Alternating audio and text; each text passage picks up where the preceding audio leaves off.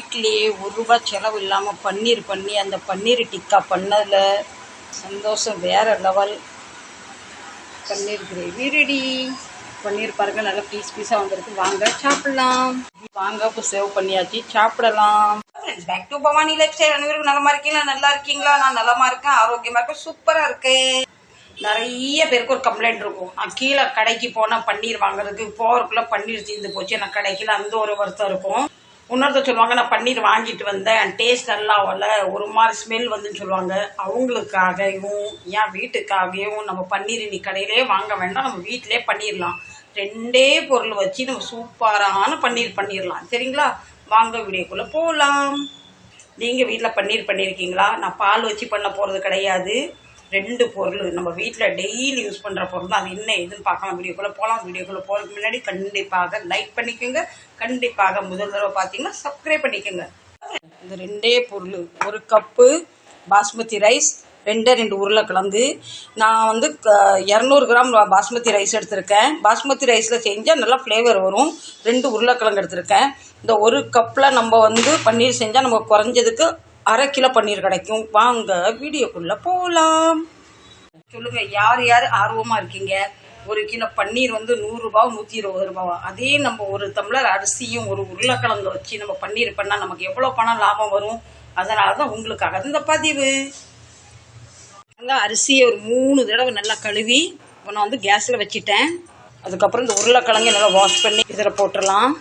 நீங்கள் நினைக்கலாம், அரிசி உருளைக்கிழங்கு வச்சு எப்படி பன்னீர் பண்ண முடியும், நீனா கிறுக்கியான்னு. ஓகே, ஃபைனலில் பாருங்கள்.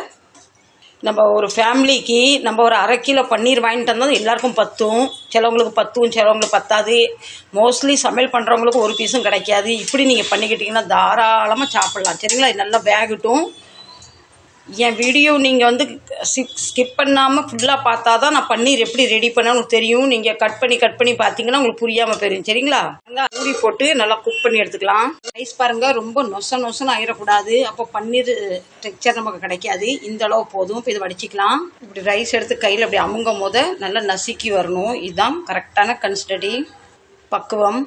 சாதத்தை வடிச்சாச்சு. சாதமும் உருளைக்கிழங்கும் நல்லா வித்து மாதிரி இருக்கணும், ரொம்ப குழஞ்சிடக்கூடாது. இதை இப்போ நல்லா ஆற வச்சுக்கலாம். நம்ம சாதம் உருளைக்கிழங்கு நல்லா வந்து ஆறிட்டு ஒரு ஜாரில் மாற்றிக்கலாம். நான் குக் பண்ண உருளைக்கிழங்கும் ரைஸும் ஜாரில் மாற்றிக்கிட்டேன். இப்போ இதை கூட நான் ஆட் பண்ண போகிறேன். ஒரு பெரிய கரண்டி, 3/4 கரண்டி மைதா மாவு போட்டால் தான் அந்த பன்னீரோட டெக்ஸ்சர் வரும்.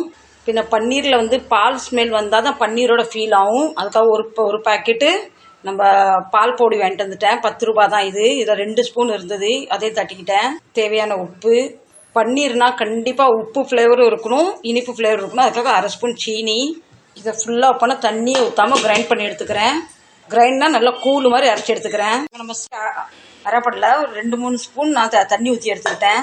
உருளைக்கிழங்கு வடித்த சாதம் நல்லா நம்ம அரைச்சி எடுத்தாச்சு. அதில் போடுற பொருள்லாம் போட்டேன், என்னன்னு பார்த்துருப்பீங்க நீங்களும். இப்போ வேறு ஒரு பாத்திரத்தில் மாற்றிடலாம். இதில் வந்து இப்போ 1 பிஞ்ச் வந்து பேக்கிங் சோடா போடுறேன். பேக்கிங் சோடா எதுக்குன்னா நல்லா ஃப்ளப்பியாக வர்றதுக்கு.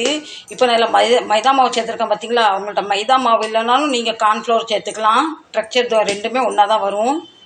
இப்போ நம்ம போட்டிருக்க பேக்கிங் சோடா எல்லா மாவுலுமே வந்து சரியாகணும். சரிங்களா? கேஸ் ஆன் பண்ணி ஒரு கடாய் வச்சு அதுக்குள்ளே ஒரு ரிங் இப்படி போட்டுட்டேன். இப்போ இந்த பிளேட்டில் தான் நான் பன்னீர் ரெடி பண்ண போகிறேன். கொஞ்சம் ஆயில் அப்ளை பண்ணிக்கலாம். ஆயில் கொஞ்சம் தாராளமே அப்ளை பண்ணிக்கலாம், அப்போ தான் ஒட்டாமல் வரும். இப்போ நம்ம அரைச்சி வச்ச பெட்டரை நல்லா கிண்டி விட்டுட்டு இந்த பிளேட்டில் அப்படியே எடுத்துக்கலாம். பிளேட்டில் எடுத்துகிட்டு நம்ம சரிசமமாக தட்டி விட்டுக்கலாம், அப்போ தான் வந்து லெவலாகும். இப்போ இந்த கடாய்க்குள்ளே அப்படி வச்சிடலாம். இப்போ கேஸ் ஹை ஃப்ளேமில் வச்சுட்டு நல்லா காற்று வெளியே வந்து ஆவி போகாத அளவுக்கு மூடி போட்டு வச்சிடலாம். 5லேருந்து 10 நிமிஷம் நம்ம பன்னீர் ரெடி ஆயிரும். இந்த ட்ரிக்கு வந்து ரொம்ப டைம் எடுக்குதுன்னு நினைச்சா நம்ம இட்லி ஊற்றும் பார்த்தீங்களா, அந்த பாத்திரத்தில் நீங்கள் இட்லி ஊற்றுற மாதிரி ஊற்றி வேக வச்சுக்கலாம். அது இன்னுமே ஈஸி, சீக்கிரமும் முடியும். சேம் இட்லிக்கு மாவு ஊற்றுற மாதிரி ஊற்றிக்கலாம். இந்த ட்ரிக் எதுக்குன்னா உங்களுக்கு சீக்கிரம் வேலை முடியாதனால இதேமே அதே மாதிரி ஊற்றிட்டு லேசாக அப்படியே டீப் பண்ணிக்கங்க. இப்போ இப்படி இட்லி சட்டியில் வச்சிடலாம். பாருங்க, இது இட்லி வேகிற நேரத்தில் தான் வெந்துடும். இது உங்களுக்காக தான் இந்த ட்ரிக் நான் அப்படி பண்ணேன். ஏன்னா உங்களுக்கு இது செட் ஆச்சுன்னா இப்படி பண்ணலாம், இல்லை இப்படி செட் ஆச்சுன்னா இப்படி பண்ணிடலாம். பன்னீர் வந்து ஓப்பன் பண்ணி பார்த்துக்கலாம். இங்கே பாருங்கள், பன்னீர் ஆல்மோஸ்ட் ரெடி ஆகிட்டு.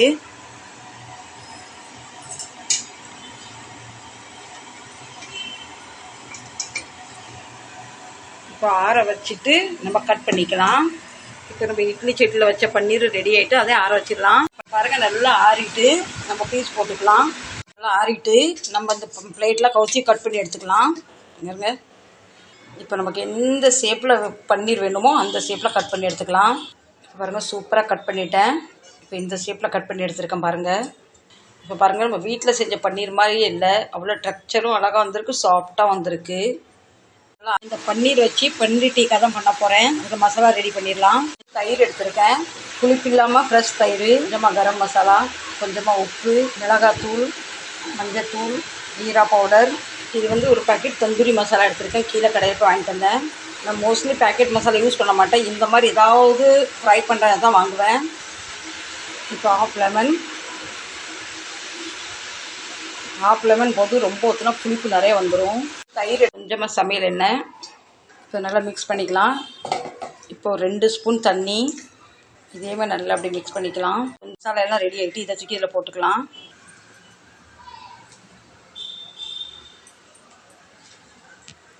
நீர் எதுவும் உடையாத அளவுக்கு பூ போல் எல்லாம் கிண்டி விட்டுக்கலாம். இப்படி ஒரு தோசைக்கல்லை வச்சுட்டு நம்ம பன்னீர் எதுவும் உடையாத அளவுக்கு பூ போல் எடுத்து வச்சிடலாம். இந்த ஸ்டேஜில் கேஸ் வந்து ஸ்லோலே வைங்க. நான் இதில் வந்து ஒரு சொட்டுக்கு ஆயிலும் ஊற்றலை, மசாலாவில் ஊற்றின பார்த்தீங்களா அந்த ஆயில் மட்டும்தான். இது வந்து ஷாலோ ஃப்ரை. எல்லாமே தவால் இப்படி வச்சுட்டேன். ஒரு 10 நிமிஷம் வரைக்கும் நம்ம கிண்டக்கூடாது, கிண்டா நம்ம பன்னீர் பீற சான்ஸ் உண்டு. இப்படி பன்னீரில் பாதி வந்து ஃப்ரை பண்ணுறேன். இந்த தந்தூரி மசாலா போட்டால் நல்லா கலர் சும்மா சூப்பராக வந்துருக்கு நம்ம பன்னீருக்கு. இப்போ மீதி பன்னீரை வந்து இப்போ கிரேவி பண்ணுறதுக்காக நம்ம இதை டீப் ஃப்ரை பண்ணி எடுத்துக்கலாம். டீப் ஃப்ரை பண்ணி நம்ம கிரேவி வச்சா ரொம்ப டேஸ்ட்டாக இருக்கும் கிரேவி. மொத்தமாக அப்படியே ஃப்ரை பண்ணிவிட்டு அப்புறமா கட் பண்ணிக்கலாம். இப்போ நம்ம பன்னீர் டிக்கா சூப்பராக ரெடி ஆகிட்டு, பார்க்க பீஸ் ஒன்று ஒத்த நல்லா சூப்பராக வந்திருக்கு. ஆறட்டுது. இப்போ வறுக்கப்பட்ட பன்னீருமே சூப்பராக வறுத்து பிளேட்டில் மாற்றிக்கலாம். ஒட்டி பிடிக்குது ஃப்ரெண்ட்ஸ். இது ஆறுனா சரியாகும் போல். பாத்திரத்தில் வெங்காயம், தக்காளி, இஞ்சி பூண்டு, கொஞ்சமாக மஞ்சத்தூள், மிளகாத்தூள், தனியா பவுடர், கொஞ்சமாக ஜீரா பவுடர், இப்போ நல்லா மிக்ஸ் பண்ணிக்கலாம். பிஞ்சு கரம் மசாலா, கொஞ்சமாக உப்பு, நல்லா மிக்ஸ் பண்ணிக்கலாம்.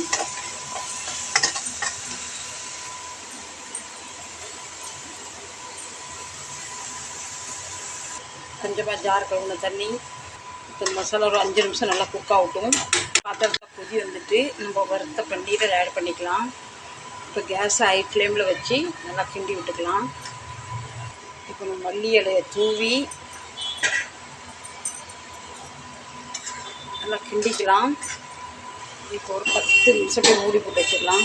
பன்னீர் கிரேவியும் சூப்பராக ரெடி ஆகிட்டு, நான் என்ன செஞ்சேன், கரண்டி போட்டு கிண்டுன்னு பார்த்தீங்களா, நம்ம சில ஒரு பன்னீர் வந்து உடஞ்சிட்டு சிலவது வந்து உடையாமல் இருக்குது.